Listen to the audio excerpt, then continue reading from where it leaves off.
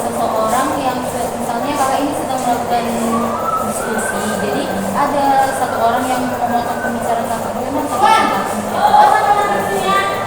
Kalau menurut saya pribadi ya, tanggapan saya ketika saya berbicara kemudian dipotong oleh teman gitu atau seseorang yang mendengarkan pembicara itu terkesan tidak sopan. Atau mungkin kalau kita mau menyelah pembicaraannya harusnya kita minta maaf dulu. Atau mungkin kan kita itu nggak dengar, itu nggak jelas dari perkataan dia yang sebelumnya, jadi kita harus maaf Bu, tadi saya kurang dengar atau kurang fokus, bisa diulangi kembali. Kalau cara memotongnya itu mungkin dengan kata sopan.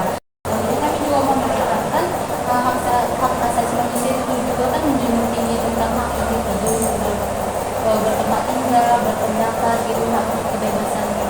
Jadi dalam Islam juga kan memperlakukan hak-hak individu seperti yang saya katakan tadi. Nah, jadi bagaimana tanggapan kakak jika melihat situasi di mana keluarga muslim tinggal di tempat atau tempat yang di mana tempat tersebut dihuni lebih banyak oleh orang muslim? Saya pribadi sebagai muslim ya, menurut saya ya kalau kita tempat tinggal itu bebas-bebas aja, seperti yang dikatakan adik tadi bahwa itu kan hak setiap orang individu, bebas kita mau bertempat tinggal di mana, yang penting kita merasa aman dan nyaman. Seperti saya sendiri, saya tinggal di komplek Bendul Indah dan saya bertetangga dengan non muslim atau Kristen, dan sejauh ini hubungan kami bertetangga baik-baik aja, belum ada terjadi konflik, alhamdulillah gitu ya kan.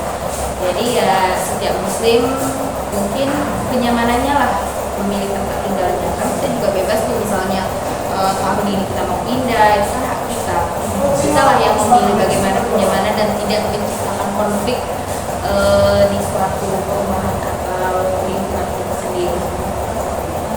Betul kan Kak, kalau hak asasi manusia ini kan juga memberikan perlindungan kepada hak perempuan untuk melihat bahwa tidak ada perbedaan antara hak laki-laki dan perempuan. Jadi sama hak waris, kalau di perempuan kan 2:1 gitu kan. Itu di dalam Al-Quran sudah dicantumkan. Apakah kalau percaya bahwa pemahaman dan penerapan hak asasi manusia dalam Islam dapat membawa perubahan positif dalam hidup?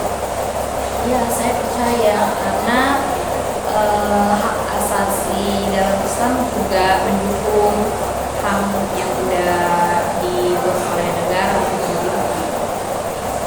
Jadi Kak, bertanya lagi, bagaimana Kakak memandang kalau misalnya dari kita nih kan orang Islam, terus pindah agama nih, kan itu ya. Jadi menurut Kakak sendiri, apakah yang berpindah agama itu harus digas kebetulan seperti itu, atau kita harus memahami tentang pilihan dia sendiri? Terkait pindah agama gitu kan, bukan muslim ke Kristen aja, mungkin Kristen juga bisa tuh balik gitu ya kan. Menurut saya di Indonesia sendiri sudah ada kebebasan beragama dan berkeyakinan. Jadi saya juga udah belajar agama sama aliran kepercayaan. Bukan tentang pindah agama aja sih, tapi terkait aliran kepercayaan juga mungkin di masyarakat masih ngejudge, ini aliran kepercayaan apa sih, kok nggak diakui negara gitu. Jadi kita sebenarnya sebagai masyarakat, apalagi sebagai yang berpendidikan, kita nggak boleh menjudge, karena kebebasan beragama dan berkeyakinan itu udah bebas di negara kita sendiri. Bahkan itu kan hak kita pribadi. Itulah dia hak asasi setiap manusia itu, bahwa agama, keyakinan itu bebas kita memilih mana. Kita nggak boleh menjudge. Kalau menurut Kakak sendiri, apa yang bisa kita lakukan untuk meningkatkan pemahaman terhadap hak asasi manusia dalam konteks Islam? Pertama ya harus ada kesadaran dari kitanya.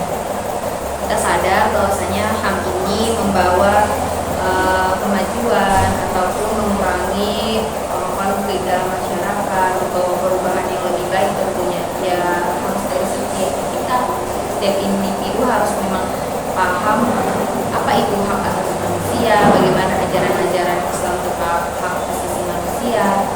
Disitulah kita berperan, karena setiap orang punya perannya masing-masing ya kan, sebagai anak, orang tua, guru, pemerintah. Jadi harus ada kesadarannya masing-masing dan kita memang harus sama-sama belajar. Jadi kalau misalnya bagaimana sih cara mengatasi isu-isu tentang yang ketidaksetaraan atau diskriminasi yang mungkin muncul dalam konteks politik? Kalau diskriminasi ya mungkin ada konflik lawan arah gitu, misalnya ada yang dilecehkan, ada korban, dan mungkin menurut saya itu langsung ke hukum sih, karena kan hukum udah buat peraturan bahwa hukuman orang ini segini gitu, jadi kita harus melaporkan itu kepada pihak yang berwajib, dan itu nggak bisa dinegosiasi dan dibuat apa namanya proses mediasi gitu, karena itu udah berlawanan arah. Kalau diskriminasi yang menimbulkan korban, kecuali tidak ada korban. Kalau mungkin tidak ada korban, konfliknya cuma biasa aja gitu, atau mungkin tidak kesalahpahaman di antara kedua belah pihak, masih bisa dinegosiasi melalui dialog. Pernah nggak kalau misalnya ya kan ini Islam kan kadang ada orang berpandangan aku nggak mau teman sama yang di luar agama, aku nggak mau teman sama yang berbeda muslim gitu. Bagaimana tanggapan apakah Pak menjauhkan diri ketika ada teman yang berbeda dengan Bapak atau kemudian berbeda? Kalau menurut saya sendiri, ya saya muslim, dan saya masih berhubungan teman ya gitu. Sama non muslim ada sih teman saya, selagi dia tidak merusak akidah saya, tidak maksudnya tidak lebih ke atas lah gitu. Ya selesai sih, kita berkawan kan itu sosial ya, itu kan sosial, makhluk sosial, itu butuh membutuhkan orang. Apakah menurut Kakak hubungan dalam Islam terkait dengan HAM seperti penyalahgunaan kekuasaan dan kekerasan terhadap pembunuhan yang adil ditegakkan? Iya, karena pemerintah dengan mungkin dengan Kementerian Agama itu sudah berkolaborasi ya, menyepakati bagaimana hukum bagi mereka yang korupsi misalnya, karena kan mungkin setiap agama nggak setuju ya orang yang korupsi. Setiap ajaran agama itu pasti membawa kebaikan dan mencegah dari namanya kerusakan. Jadi semua agama juga sudah setuju apa yang telah pemerintah buat tentang hukuman udah ada sih di undang-undang. Mungkin sekian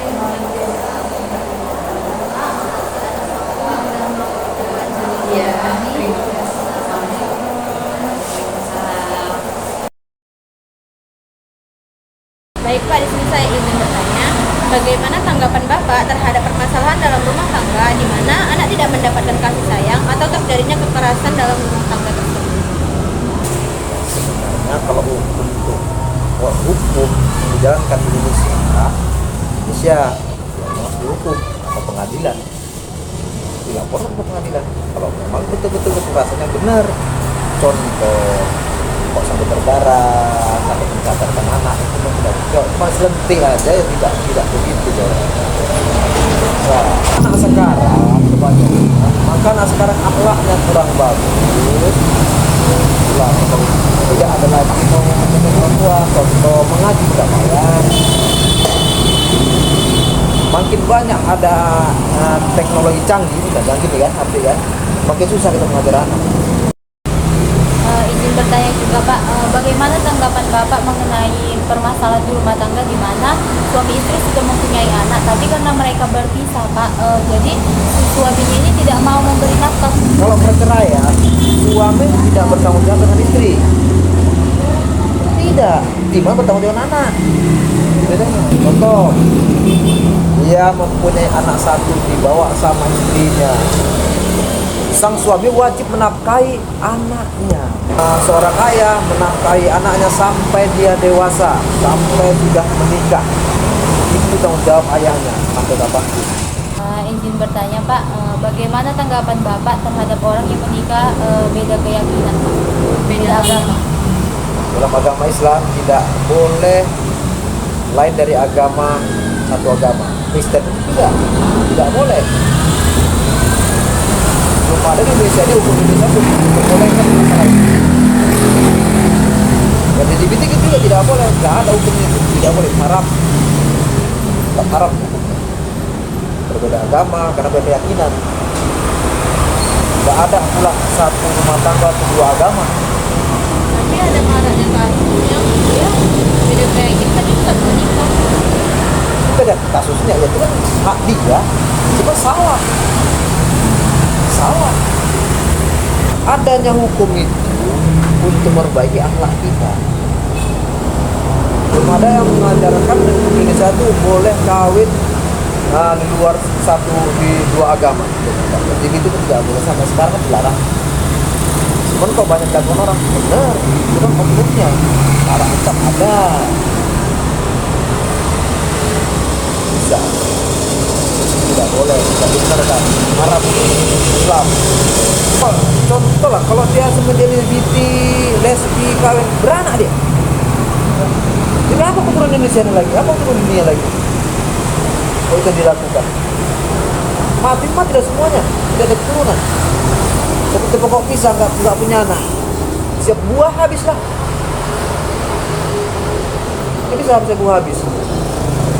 Tumbuh pokok pisang, anaknya tumbuh, berganti lagi. Kalau terjadi LGBT, lesbi, kawin di Indonesia ini ada, habis dan negara Indonesia nanti habis, tinggal nama. Itu manusia, tidak beranak lagi, keturunan lagi.